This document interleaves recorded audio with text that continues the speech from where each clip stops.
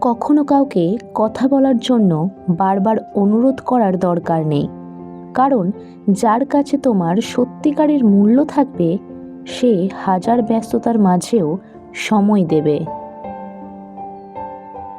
মনকে প্রশ্ন করলাম, তোমার আপন কেউ তোমাকে ছেড়ে চলে গেলে তুমি কি করবে? মন বলল, যে আপন সে কখনো ছেড়ে চলে যায় না, আর যে যায় সে কখনোই আপন ছিল না।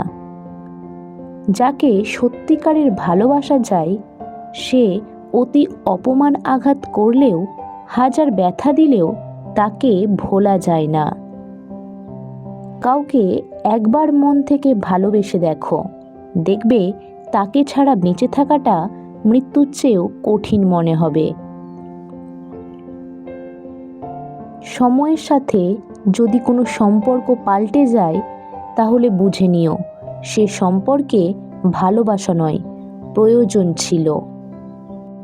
প্রেম আর মোহের মাঝে পার্থক্য থাকে। বাস্তবে যা প্রেম তা কোনো মোহ নয়। প্রেমের জন্ম করুণা থেকে হয়, আর মোহের জন্ম লোভ থেকে। প্রেম মুক্তি দেয়, মোহ আবদ্ধ করে। তাই প্রেম ধর্ম, মোহ অধর্ম। শ্রীকৃষ্ণ বলেছেন, তুমি যাকে ভালোবাসো সেও তোমাকে ভালোবাসবে, এমন কোনো নিশ্চয়তা নেই। ভালোবাসা কোনো ধনসম্পত্তি বা মোহ নয় যে জোর করেই তাকে পাবে। মন থেকে ভালোবেসে যাও, বাকিটা সময় বলে দেবে।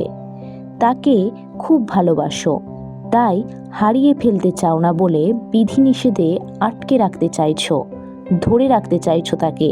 তবে শোনো, এই বাধাগুলোই সম্পর্কের দম আটকে দেয়। যদি তাকে ভালোবাসো, উড়তে দাও তাকে, আকাশ ছুঁয়ে তাকে তোমার কাছে ফিরতে দাও। ভয় হচ্ছে যদি না ফিরে? ভয় কিসের? যদি না ফিরে তাহলে তো ভালোই, তুমি বেঁচে গেলে। কারণ সে তো কখনো তোমার ছিলই না, টাইম পাস ছিলে তার তুমি।